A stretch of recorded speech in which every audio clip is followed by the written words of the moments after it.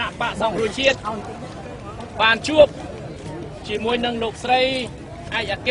រដ្ឋទូតប្រទេសអូស្ត្រាលីចំណុចដែលសំខាន់គាត់បានបញ្ជាក់ប្រាប់យើងថាគាត់សូមបដិសេធរដ្ឋាភិបាលអូស្ត្រាលីមិនទទួលស្គាល់ការបោះឆ្នោតនេះទេមិនទទួលស្គាល់រដ្ឋាភិបាលលោកហ៊ុនសែនទេដូច្នេះកុំឲ្យមានការភ័ន្តច្រឡំកុំឲ្យបកស្រាយខុសពីការពិតប្រទេសអូស្ត្រាលីទទួលស្គាល់ប្រទេសកម្ពុជា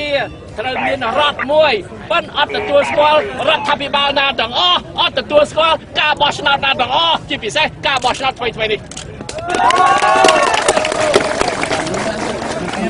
បាទរដ្ឋាភិបាលអូស្ត្រាលីគេក៏បញ្ជាក់ដែរថាគេមានតួនាទីសំខាន់នៅក្នុងកិច្ចព្រមព្រៀងក្រុងប៉ារីស$23នេះគាត់ជាសហប្រធានដូច្នេះគេមិនអាចបោះបង់ចោលនៅគោលការណ៍ប្រជាធិបតេយ្យនិងការគោរពសិទ្ធិមនុស្សនៅកម្ពុជាទេនេះជាកិច្ចការចាំបាច់របស់ប្រជាជនអូស្ត្រាលីដូច្នេះហើយយើងបានបញ្ជាក់ឲ្យថាប្រជាពលរដ្ឋយើងចង់បានយុត្តិធម៌ការបោះឆ្នោតយុត្តិធម៌នឹងហើយគឺសិទ្ធិយុត្តិធម៌នឹងហើយគឺប្រជាធិបតេយ្យគឺឯកភាពជាមួយអ្វីដែលជាការដែលលើកឡើងរបស់យើងនេះដូច្នេះហើយបាតកោយើងចង់បានយុត្តិធម៌ការបោះឆ្នោតកន្លងមកដែលណាត់ទី5នេះគេក៏គិតថាគេនឹងក៏ចង់ឲ្យមានការបោះឆ្នោតនេះឲ្យមានការដោយមានលក្ខណៈត្រឹមត្រូវសេរីយុត្តិធម៌ដូចដែលប្រជារាស្ត្រយើងចង់បានចឹងដែរបាទ